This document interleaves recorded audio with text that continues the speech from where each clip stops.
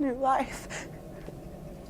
And he's finally going to be well, and he's going to live.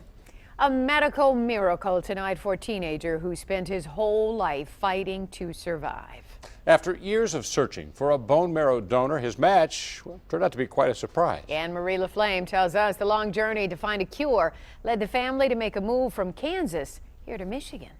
The first time he got sick, he was 2 days old, and that started the spiral from there. For Derek Gropp, this is what life is all about. This has been my normal life growing up. Isolation, hospitalization, chemotherapy, and different trials, all with the hopes of prolonging his life. His bone marrow fails to produce the neutrophils that it needs to fight infection. Derek was born with Kostman syndrome, giving him no way of fighting infection and no future without a bone marrow transplant. It's been amazing, and it's been truly a credit to Derek, to his family, to his caregivers, that for the past 16 years, they've been able to get him through all these episodes. In order to do that, Mom Lisa has given up everything, traveling the country in search of doctors with a cure or that one stranger who could be a match. We really didn't have any donors. Little did this family know Derek's match was on the way, and by no means was he a stranger. Brother?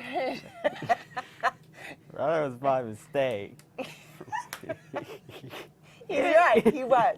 3 years ago, an unexpected pregnancy left Lisa and Derek terrified. There was a 50% chance the baby would have Kostman's as well, but there was also a chance, a much smaller chance, the baby could be the match they had been searching for. But time was not on their side, and doctors needed to act fast. And he said, Lisa, we need to test. And he said, don't worry about it, we'll get a piece of the cord stem cell, or the cord, and we will check it.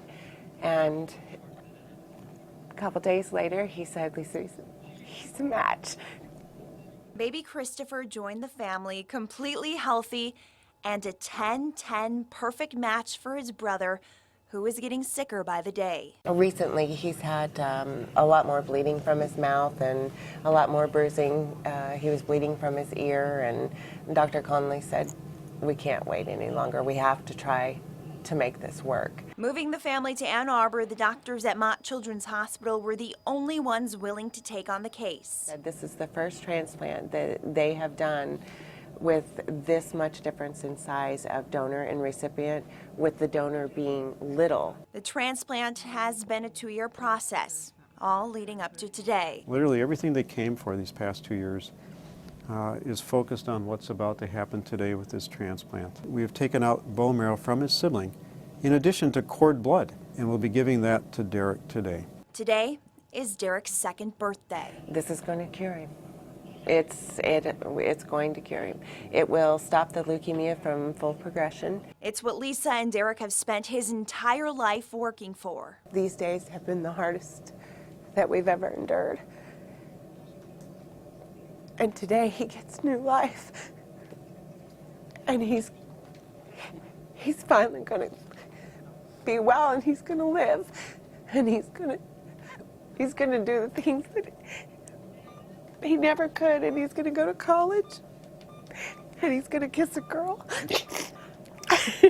Within a month, doctors say Derek will be making cells he's never been able to make and fighting infections. Out of isolation with a whole new world to explore with Christopher by his side. I'm his best friend and he's mine, and he's happy with it. A mother's determination and an unexpected surprise, giving life and new meaning to a family's love. They say, parents will go to the end of the earth for their kids and everything, and well, she's an example of it. It just shows you, God has his own plan. Oh, sure does. Boy, Great. what a surprise, and what a bond between two brothers now. Nice story, Anne-Marie LaFlame. Thank you for that. Yes, indeed. You can follow Derek's progress on Facebook, and if you can, make a donation to help with medical expenses. You can imagine there are a lot. We have a link for that at WXYZ.com.